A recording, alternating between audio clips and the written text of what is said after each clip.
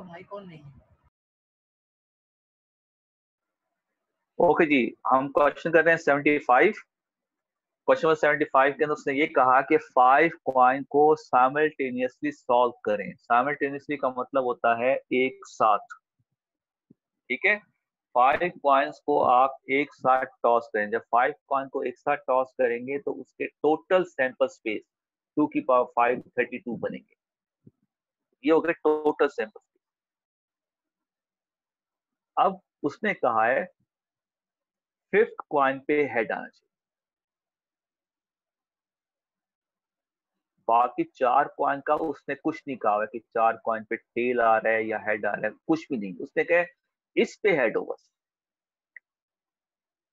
तो मैंने इस पे तो रख दिया हेड। बाकी 4 कॉइन के सारे सैंपल स्पेस बना जो हमें आने चाहिए। मैंने बताया ना 4 कॉइन तक आपको सैंपल स्पेस बनाने आने चाहिए। मैंने 4 कॉइन के सैंपल स्पेस बनाए, तो ये टोटल आपके पास बन गए 16। 16 सैंपल्स ऐसे हैं जिनके आखिर में हेड आ रहे हैं, और अगर मैं इनकी जगह टेल को लिख दूं ना तो ये 16 और बन जाएंगे। तो 16 प्लस 16 टोटल बन जाएंगे 32। ठीक है, ये टोटल सैंपल्स पे बनेंगे 32। इसका क्या मतलब हुआ, यहां से लेकर यहां तक ये आपके पास इवेंट हो गया जिसकी वैल्यू है 60। अब आपने प्रोबेबिलिटी कंप्यूट करनी है।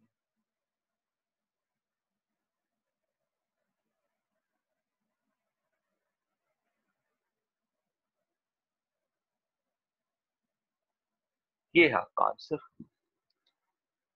5 कॉइन में 5th कॉइन हेड शो कर रहे हैं, इसकी क्या प्रोबेबिलिटी है? इसकी प्रोबेबिलिटी 1/2 है, क्योंकि सेम आउटकम आखिर में टेल लिख देंगे ना तो यही 16 आ जाएंगे। तो 16 प्लस 16 टोटल हो गया 32। तो आधे सैंपल स्पेस ऐसे हैं जो आखिर में हेड शो कर रहे हैं, आधे सैंपल स्पेस ऐसे होंगे जो आखिर में टेल को शो कर रहे हैं। तो उसने हेड कहा है तो हमने उसकी प्रोबेबिलिटी निकाल दी। ठीक है, ये था आपका क्वेश्चन नंबर 75। 75 का ऑप्शन हो गया ए। सर 31 भी तो इसी की तरह है सर, उसका थोड़ा सा डिफरेंस बता दें इसमें और 31 में। किसमें question 31 question number 31। Yes sir, इसी की तरह का है, वो थोड़ा सा डिफरेंस बता दें। अच्छा जी, देखते हैं 31 को क्या है उसमें। A coin is tossed rapidly. What is the chance that tail comes on the 5th toss? इसमें कहा गया है कि एक कॉइन है उसको बार बार टॉस किया जाता है। इसमें 5 कॉइन नहीं है, एक कॉइन है उसको बार बार टॉस किया जाता है। वो कह रहा है कि टॉस उस वक्त तक करें कि आपका 5th टॉस जो है वो टेल आ जाए, उस पर 5th टॉस पे टेल आ जाए।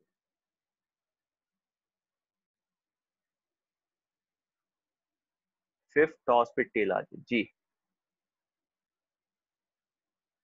एक कॉइन है उसको बार बार टॉस किया जा रहा है, वो ये कह रहा है कि 5th टॉस पे जब टेल आ जाए तो हम वहां पे उसकी प्रोबेबिलिटी कंप्यूट करेंगे। मतलब आपने कॉइन को पहली दफा टॉस किया, हेड आ गया। कॉइन को पहली दफा टॉस किया, हेड आ गया। दूसरी दफा टॉस किया, हेड आ गया। तीसरी दफा टॉस किया, हेड आ गया। चौथी दफा टॉस किया, हेड आ गया। पांचवी दफा टॉस किया तो टेल आ गया। इसकी प्रोबेबिलिटी पूछ रहे हो आपसे।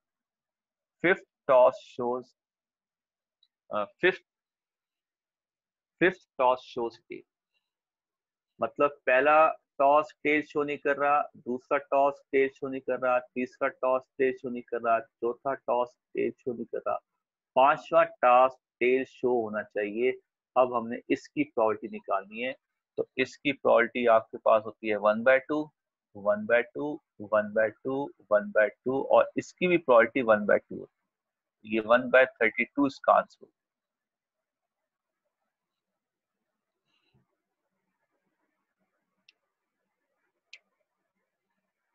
ठीक है जी, और इसी टाइप का अब एक और क्वेश्चन देखें 75 के बाद, उसमें देखें उसने क्या कहा। अ कॉइन टॉस रैपिडली, ये 76 है। If it is given that on first four toss there is tail, then what is the probability that fifth coin shows head? Same यही कंडीशन हो गई, बट इसके बिल्कुल ऑपोजिट हो गया कि if it is given on first four toss there is tail, पहले 4 toss पे टेल है और फिफ्थ टॉस पे हेड है। पहले 4 टॉस पे टेल है और फिफ्थ टॉस पे हेड है, इसकी क्या प्रोबेबिलिटी होगी?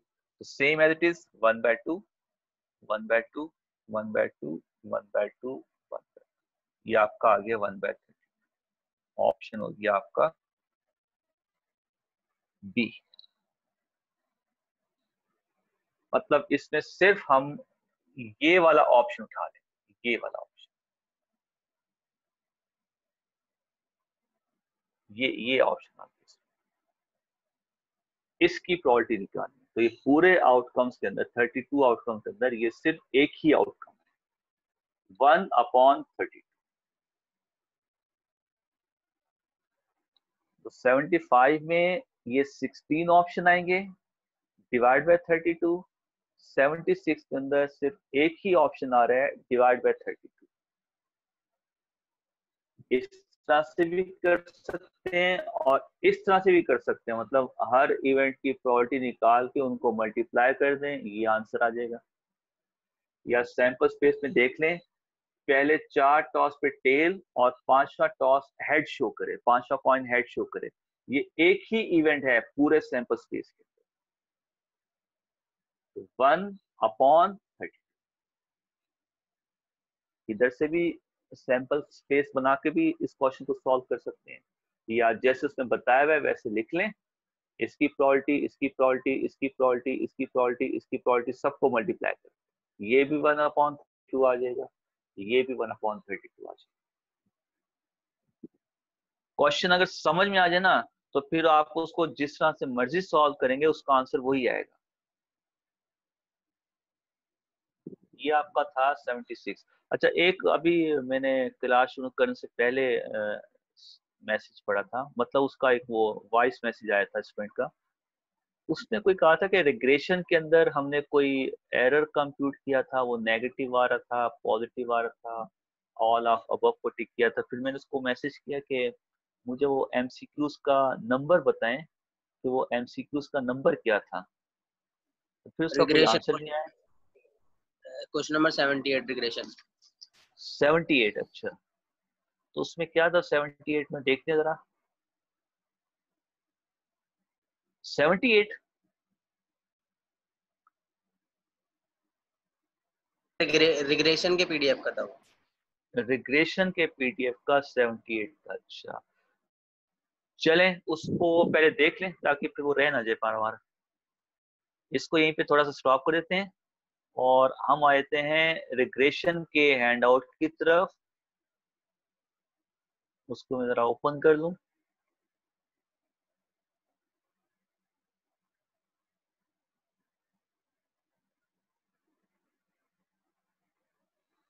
रिग्रेशन का हैंडआउट, और उसका है क्वेश्चन नंबर आप बता रहे हैं 78।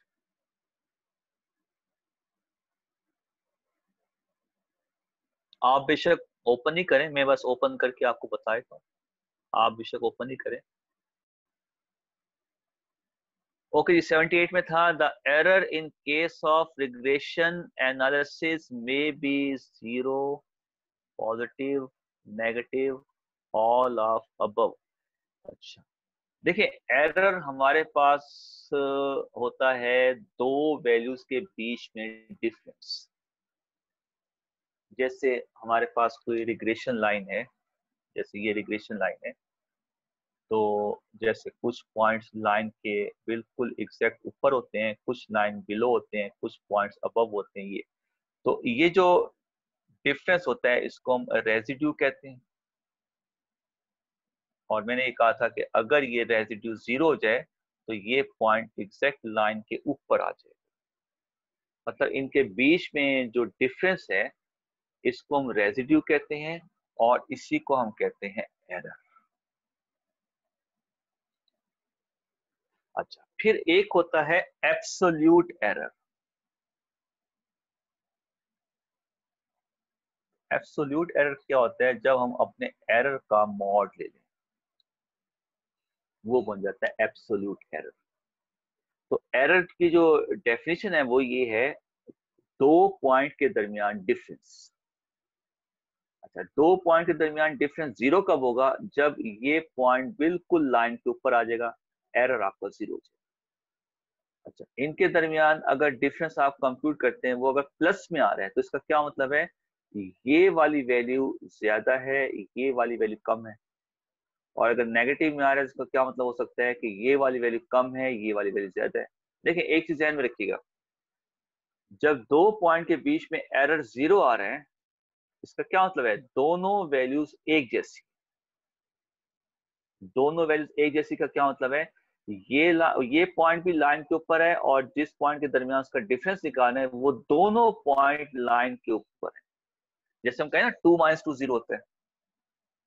तो जीरो कब आता है? जब दोनों पॉइंट एक जैसे, दोनों पॉइंट लाइन के ऊपर एक ही जगह पड़े होंगे। मतलब ये पॉइंट में उठा के अगर यहां पे लिख देता हूं तो दोनों पॉइंट एक ही जगह, दोनों की वैल्यू सेम होगी। जीरो उस केस में आता है। अच्छा, जीरो किस केस में नहीं आता? जब दोनों वैल्यूज डिफरेंट हो। और जब दोनों वैल्यूज डिफरेंट होगी तो जब आप छोटी वैल्यू में से बड़ी वैल्यू को माइनस करेंगे तो आंसर नेगेटिव आएगा, और जब बड़ी वैल्यू में से छोटी वैल्यू को माइनस करेंगे तो आंसर पॉजिटिव आएगा। तो एरर का आंसर जीरो भी आ सकता है, पॉजिटिव भी आ सकता है, नेगेटिव भी आ सकता है। अच्छा, तो अब हम उसको एब्सोल्यूट में कन्वर्ट करते हैं, फिर हम उसका मॉड लेते हैं। मॉड लेने के बाद हम कहते हैं कि ओवरऑल एरर इतना है। तो उसने एरर की कंडीशन पूछी है। एरर का मतलब होता है डिफरेंस बिटवीन टू पॉइंट्स। वो जीरो भी आ सकते हैं। अगर आप डिफरेंस इस तरह से कंप्यूट कर रहे हैं, फर्स्ट वैल्यू में से सेकंड वैल्यू को माइनस कर रहे हैं, तो अगर फर्स्ट वैल्यू बड़ी है, सेकंड वैल्यू छोटी है तो आंसर प्लस में आएगा। अगर फर्स्ट वैल्यू छोटी है, सेकंड वैल्यू बड़ी है तो आंसर में नो डाउट नेगेटिव भी आएगा। इस केस में हमारे पास ऑल ऑफ अबव होगा, जीरो, नेगेटिव, पॉजिटिव। अच्छा, अगर वो यहाँ पे पूछता है कि एब्सोल्यूट एरर क्या होता है, तो एब्सोल्यूट का मतलब होता है कि इसकी एब्सोल्यूट वैल्यू, इसकी मॉडुलस वैल्यू, एब्सोल्यूट को मॉडुलस वैल्यू लिखे। फिर नो डाउट हमारे पास एरर या तो जीरो होगा या प्लस। ठीक है। अच्छा, ये तो हो गई, मैंने ओवरऑल डेफिनेशन बता दी। अच्छा, अब लॉजिकल इसका आंसर देखिए। अब इसका लॉजिकल आंसर देखते हैं। आपका एरर जीरो हो सकता है, पॉजिटिव हो सकता है, अगर आप मॉडुलस के रिस्पेक्ट से देखें। तो फिर इस क्वेश्चन में आप किसको टिक करेंगे? अगर आपका एरर जीरो और पॉजिटिव दोनों हो सकते हैं, नेगेटिव नहीं हो सकता, चलें ठीक है मान लेते हैं, आप उसको एब्सोल्यूट के रिस्पेक्ट से देख रहे हैं, इसका आंसर नेगेटिव नहीं हो सकता, तो फिर ए भी इसका आंसर है, बी भी इसका आंसर है। हालांकि एमसीक्यू में तो एक आंसर होता है सही, बाकी सारे गलत होते हैं। तो थोड़ी सी लॉजिक भी यहाँ पे यूज कर लिया करें कि इस यहाँ पे उसने जो एरर की वैल्यू पूछी है ना वो एब्सोल्यूट नहीं है, वो सिंपल एरर पूछ रहा है। उसका आंसर जीरो भी हो सकता है, पॉजिटिव भी हो सकता है, नेगेटिव भी हो सकता है। ऑल ऑफ अबव को टिक करेंगे। और अगर आप इसको एब्सोल्यूट एरर कंसीडर कर रहे हैं तो फिर आपके ऑप्शन गलत हो जाते हैं। फिर तो ए भी सही है, बी भी सही है, फिर किसको टिक करेंगे? तो थोड़ा सा एग्जाम के हवाले से मैं बात कर रहा हूँ, एग्जाम के अंदर अगर कोई इस टाइप के क्वेश्चन आ जाते हैं ना तो थोड़ी सी लॉजिक भी यूज कर लिया करें कि अच्छा मैं इसको ऐसे कंसीडर कर रहा हूँ, किसी और बेसिस को देखें। क्योंकि अगर ये 78 में उसने लिखा नहीं है एब्सोल्यूट एरर, अगर सपोज ये एब्सोल्यूट एरर होता तो फिर आपका ऑप्शन ए भी सही है, बी भी सही है, फिर सी और डी गलत है। अब ए भी सही है, बी भी सही है, अब किसको टिक करेंगे? तो आपका वो गलत हो गया ना क्वेश्चन। अब आप दूसरी तरफ आ जाए, this is not absolute error, ये सिंपल एरर है, मतलब इसमें एब्सोल्यूट मतलब इसमें मॉडुलस नहीं लेना। अब जब मॉडुलस नहीं लेंगे तो क्या होगा, जब एक वैल्यू को दूसरे में से माइनस करेंगे, वो जीरो भी आ सकता है, वो नेगेटिव भी आ सकता है, वो पॉजिटिव भी आ सकता है, ऑल ऑफ अबव को टिक करें। ठीक है, this is not absolute error. ठीक है, एब्सोल्यूट एरर आपका पॉजिटिव होता है, जीरो होता है। और अगर सिंपल एरर वो दे रहा है आपको, तो एरर का मतलब होता है ये y माइनस वाई के। और अगर ये स्मॉल है, ये ग्रेटर है, तो इसका एरर आएगा आपके पास पॉजिटिव। अगर ये स्मॉल है और ये ग्रेटर है, तो आपके पास आंसर आएगा नेगेटिव। ये एरर का फार्मूला है, ये एरर कंप्यूट करने का फार्मूला है। ठीक है, और अगर एरर को आप कंप्यूट कर रहे हैं और ये दोनों आपस में इक्वल हो गए, तो फिर हम जीरो को क्या कह रहे हैं, तो सर रेजिड्यू का भी फॉर्मूला लिख दिएगा। ये रेसिड्यू है, ये रेसिड्यू, रेसिड्यू ये फार्मूला होता है। रेसिड्यू को मैं कह रहा हूँ ना, रेसिड्यू एरर ये एक ही चीज है, यही रेसिड्यू का फार्मूला है। y माइनस वाई क्या है, y क्या है, जो जो डेटा के अंदर y दिया हुआ है, जो आपका डेटा दिया हुआ है ना एक्स वाई, ये y वो है जिसको हम कहते हैं ऑब्जर्व पॉइंट। तो ऑब्जर्व पॉइंट वो होता है जो क्वेश्चन में गिवन है। अच्छा, वाई कैप क्या है, ये जो आपने मॉडल बनाया ना, A plus B X, Y on X का जो मॉडल बनाया है, ये ए की वैल्यू और बी की वैल्यू पुट करके इसमें आपने कहा था कि वाई ऑन एक्स की इक्वेशन है। इसके अंदर जब आप एक्स की वैल्यू पुट करेंगे, यहां से जो वाई आएगा वो वाई कैप होगा। तो एक y वो है जो क्वेश्चन में गिवन है, और एक y वो है जो आप इक्वेशन से कंप्यूट करेंगे। इसको हम एस्टिमेटेड वैल्यू कहते हैं, इसको हम एस्टिमेट कर रहे हैं, ये एस्टिमेटेड वैल्यू होती है। Difference between observe value and estimated value, इनका जो डिफरेंस होता है उसको हम रेजिड्यू कहते हैं। रेजिड्यू का मतलब error. Difference between observe value and estimated value, observe और एस्टिमेटेड के दरमियान जो डिफरेंस होता है उसको हम रेजिड्यू भी कहते हैं, उसको हम एरर भी कहते हैं। अब ये चीज आपकी जीरो भी हो सकती है, ये चीज आपकी नेगेटिव भी हो सकती है, ये चीज आपकी पॉजिटिव भी हो सकती है। और अगर आप इसका ले लेते हैं मॉड, फिर ये हमेशा जीरो या one। तो उसने मॉडुलस नहीं पूछा। ठीक है, ओके जी, ये आपका था 75 76।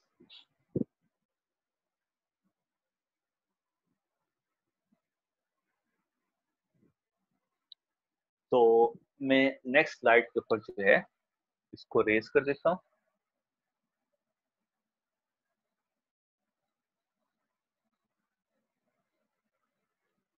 सेवेंटी फाइव का हमारे पास ऑप्शन था, 75 का ऑप्शन था 1/2 A। 76 का हमारे पास क्वेश्चन है tail tail tail tail head. इसकी प्रोबेबिलिटी आ गई 1/32। ये हमारे पास ऑप्शन आ गया 76 का, ऑप्शन आ गया बी। अब आ जाए 77 पे। 77 में कहा हुआ है कि नल हाइपोथेसिस दिया हुआ है म्यू इज इक्वल टू 10,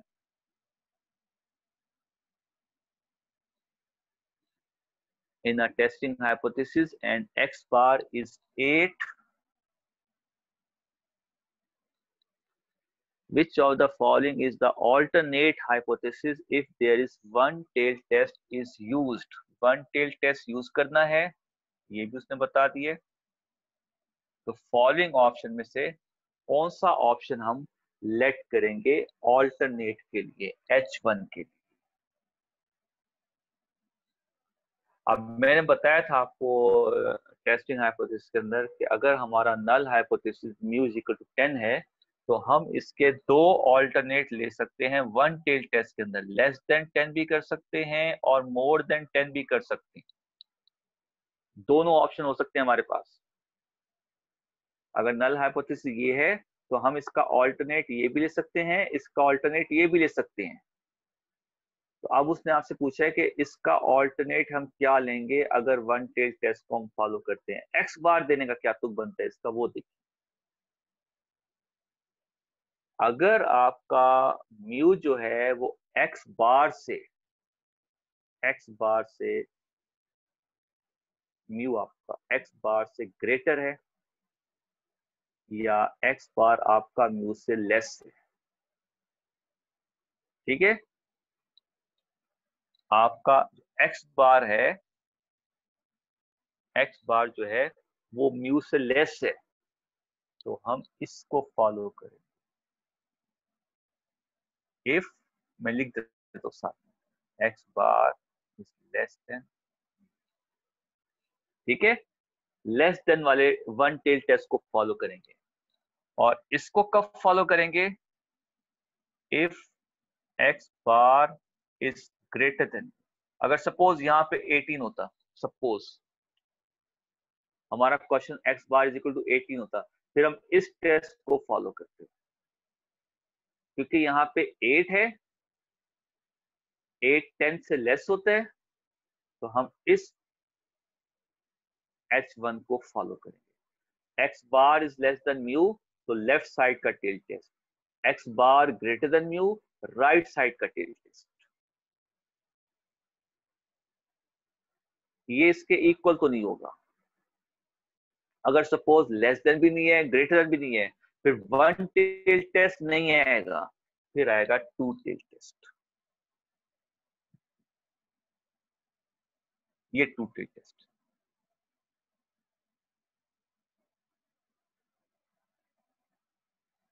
ये left side one tail test, ये right side one tail test.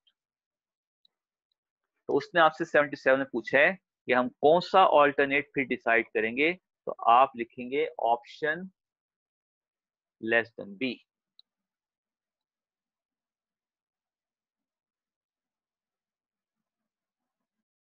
Option 77 का ऑप्शन बी लिखें, ठीक है जी। नेक्स्ट क्वेश्चन देखिए जी, if the product of n natural number is 1, then what is the sum of n natural number? जी, ये एक logical question है जो मुझे एक स्टूडेंट ने बताया था, सर ये मेरे पास आया था, इसका आंसर मैं डिफाइन नहीं कर सका। वो कह रहे हैं n नेचुरल नंबर्स हैं,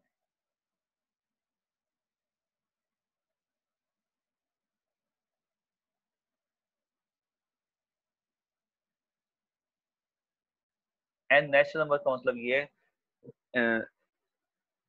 यहाँ पर एक नेचुरल नंबर भी हो सकता है, 10 भी हो सकते हैं, 100 भी हो सकते हैं, 1000 भी हो सकते हैं, मतलब उनकी कोई तादाद शो नहीं की वो कितने हैं।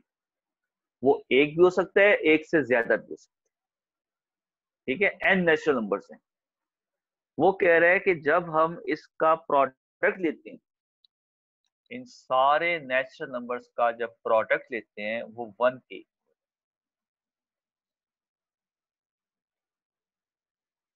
अगर हम इन सारे नेचुरल नंबर्स का प्रोडक्ट लेते हैं ना तो वो 1 के, और वो ये कह रहा है कि आप उसका सम बताओ, उन्हीं नेचुरल नंबर्स का सम क्या होगा। फिर उसने ऑप्शन में दिखा हुआ है that is n, that is less then n, that is more than n, and that is 1। ये ऑप्शन।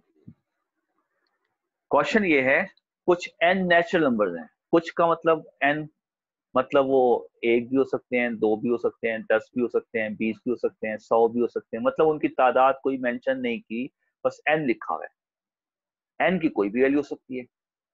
और सच दैट कि सारे नेचुरल नंबर जितने भी दिए हुए हैं उनका प्रोडक्ट 1 के इक्वल है। अब उसका सम बताना, उन्हीं नंबर्स का सम बताना। ऑप्शन में ये लिखा है। तो नेचुरल नंबर्स क्या होते हैं, पहले तो हमें ये पता होना चाहिए। 1 2 3 4 5 ये, ठीक है। अब ये कितने हैं, ये 5 हैं, ये 10 हैं, ये 20 हैं, ये 30 हैं, ये 100 है, ये भी मेंशन किया। अच्छा, सच दैट उसने ये कह दिया कि इन सब का प्रोडक्ट जब हम इनको मल्टीप्लाई कर रहे हैं सबको, ये 1 के इक्वल आ रहा है। जब हम इनका प्रोडक्ट कर रहे हैं तो इसका आंसर 1 के इक्वल आ रहा है। इसका मतलब ये हुआ, अगर हम इनको मल्टीप्लाई करते हैं, जस्ट लाइक 1 को 2 से मल्टीप्लाई करते हैं तो 2 आएगा। अगर तीन तीन हम नेचुरल नंबर उठा लेते हैं, उनका मल्टीप्लाई करते हैं, वो 6 आएगा। अगर हम 4 जो है वो नेचुरल नंबर उठा लेते हैं, उनका प्रोडक्ट करते हैं, वो 24 आएगा। मतलब ये बढ़ता जा रहा है। पहले हमने 2 उठाए, फिर 3 उठाए, फिर 4 उठाए एंड सो ऑन। ये तो प्रोडक्ट बढ़ता जाएगा। उसने क्या, प्रोडक्ट 1 है। प्रोडक्ट 1 जो है वो आपका सिर्फ एक ही केस में आ सकता है, जब आपके सारे नेचुरल नंबर्स एक जैसे हों और वो 1 की।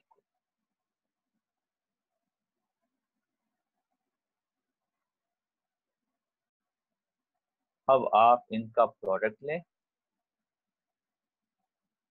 ये आंसर आपका n टाइम्स, मतलब n टाइम्स मतलब ये 10 1 है, ये 2 1 है, ये एक ही 1 है, इन सब का प्रोडक्ट 1। अब इसका सम क्या होगा?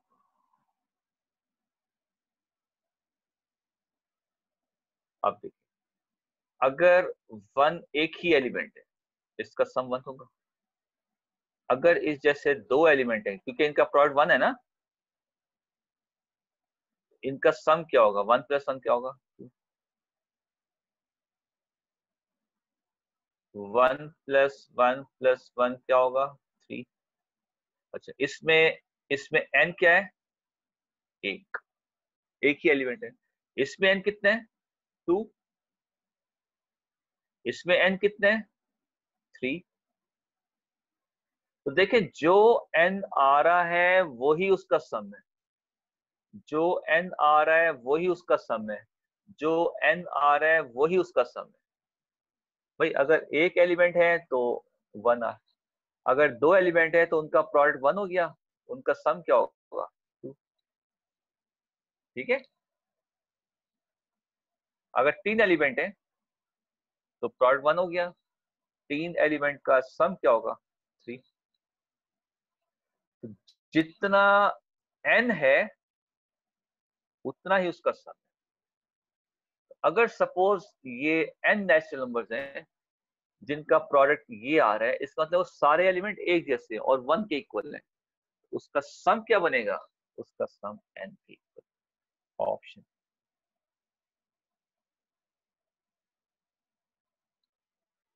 मतलब अगर एक एलिमेंट है तो n1 होगा, अगर 2 एलिमेंट है तो n2 होगा, अगर 3 एलिमेंट है तो n3 होगा, अगर 4 एलिमेंट है तो n4 होगा। सम पूछा उसने। अगर n 5 एलिमेंट्स है तो n5 हो जाएगा, अगर 10 एलिमेंट्स है तो n10 हो जाएगा एंड सो। जितने एलिमेंट्स होंगे उसका सम उसी के इक्वल होगा, वो यहां से नजर आ रहा है। तो है तो एक लॉजिकल क्वेश्चन, बट एग्जाम में आ जाता है कभी कभार ऐसा घुमाने वाला क्वेश्चन भी आया, जिसको सिर्फ हमने लॉजिक के थ्रू जो है वो डिफाइन करना। लॉजिक क्या है इस क्वेश्चन? ठीक है। प्रोडक्ट ऑफ नेचुरल नंबर्स, जब आप उनका प्रोडक्ट करेंगे तो कभी भी 1 नहीं आएगा। 1 सिर्फ एक ही केस में आएगा, जब सारे एलिमेंट एक ही एलिमेंट के इक्वल है और वो है 1।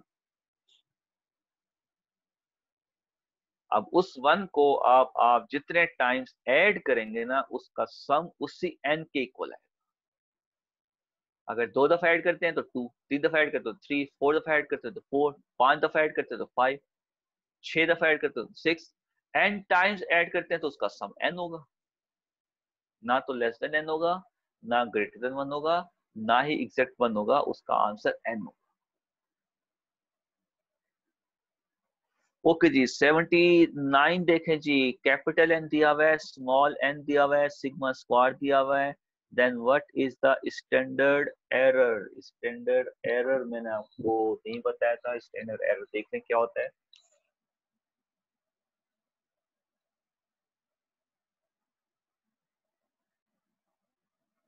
स्टैंडर्ड एरर को हम एसई भी कहते हैं। The standard deviation of sampling distribution, इसको हमने कंप्यूट किया था, बट मैंने वहां पे आपको शायद बताना भूल गया था कि इसको हम स्टैंडर्ड एरर भी कहते हैं। सैम्पलिंग डिस्ट्रीब्यूशन का जो स्टैंडर्ड डेविएशन होता है, सैम्पलिंग डिस्ट्रीब्यूशन का स्टैंडर्ड डेविएशन, सैम्पल डिस्ट्रीब्यूशन क्या होती है? जब हम सैंपल के मीन को उनकी प्रोबेबिलिटीज के साथ एक टेबुलर फॉर्म में डिफाइन करते हैं, तो उस डिस्ट्रीब्यूशन को, उस टेबल को हम सैम्पलिंग डिस्ट्रीब्यूशन कहते हैं। इस टेबल का जब आप स्टैंडर्ड डेविएशन कंप्यूट करते हैं वो कहलाता है एसई। सैम्पलिंग डिस्ट्रीब्यूशन का स्टैंडर्ड डेविएशन जो होता है वो एसई कहलाता है। अच्छा, अब आपको याद होगा सैम्पलिंग डिस्ट्रीब्यूशन का आपने स्टैंडर्ड डेविएशन कैसे कंप्यूट किया था? वेरियंस का कंप्यूट किया था ना, दो तरीकों से, विद रिप्लेसमेंट, विदाउट रिप्लेसमेंट, अगर आपको याद हो।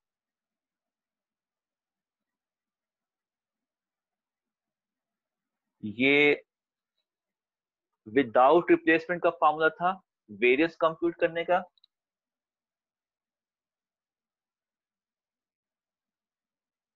और ये विद रिप्लेसमेंट का फॉर्मूला था वेरियंस कंप्यूट करने का। अब हम स्टैंडर्डाइजेशन की बात करते हैं।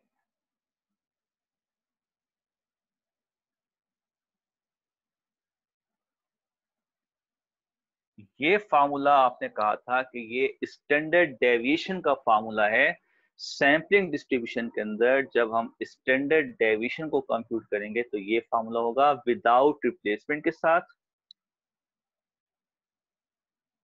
और ये था हमारा विद रिप्लेसमेंट।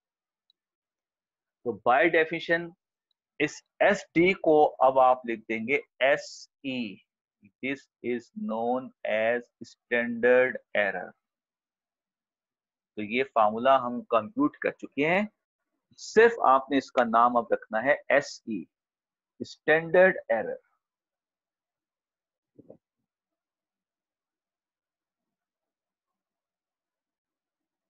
तो स्टैंडर्ड एरर जो है आपका कहलाता है जब आप सैम्पलिंग डिस्ट्रीब्यूशन का स्टैंडर्ड डेविएशन कंप्यूट करते हैं, उसको हम कहते हैं S E, standard error.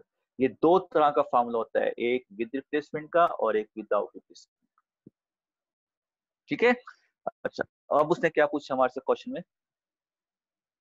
Question number 79, उसने कुछ वैल्यूज दी हैं, उसने हमें कुछ वैल्यूज दी हैं और उसने एस ई की वैल्यू पूछी।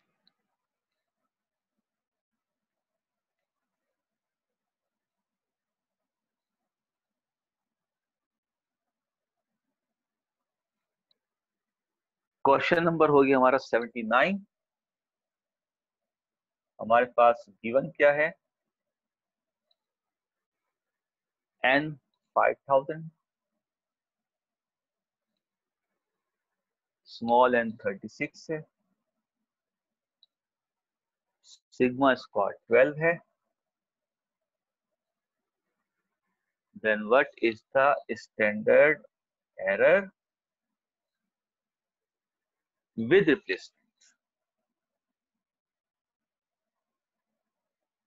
ये फॉर्मूला होता है विद रिप्लेसमेंट का। तो हम पहले यहां से सिग्मा की वैल्यू निकाल लेते हैं। 12 का स्क्वायर रूट, तो 12 का स्क्वायर रूट देख लें हमारे पास क्या आ रहा है।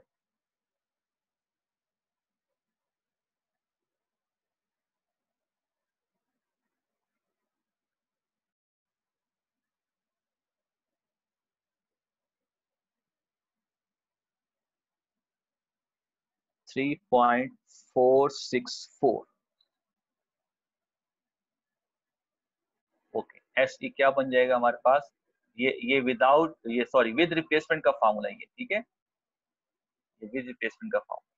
सिग्मा हो गया 3.464 और एन हो गया 36 का स्क्वायर रूट, ये हो जाएगा 3.464 डिवाइड बाय 6, इसको 6 से डिवाइड करते हैं।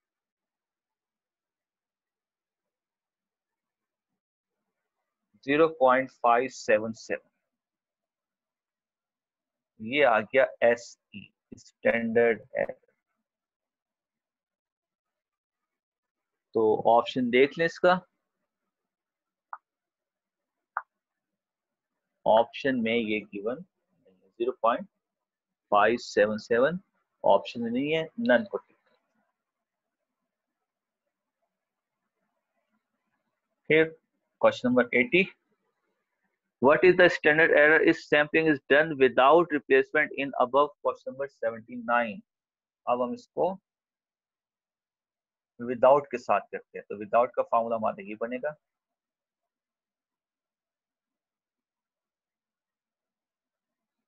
इसमें वैल्यूज पुट कर दें, 3.464 अपॉन 36 का स्क्वायर रूट, 5000 माइनस 36, 5000 माइनस 1, बस इसको कंप्यूट कर लें आप। ये तो आ गया था 0.577, इसको कंप्यूट कर लें, 5000 माइनस 36,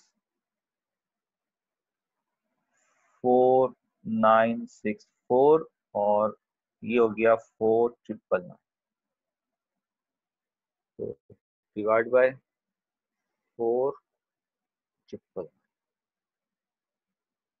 ये आपके पास आ गया 0.577 इंटू 0.999, इनको मल्टीप्लाई करते हैं,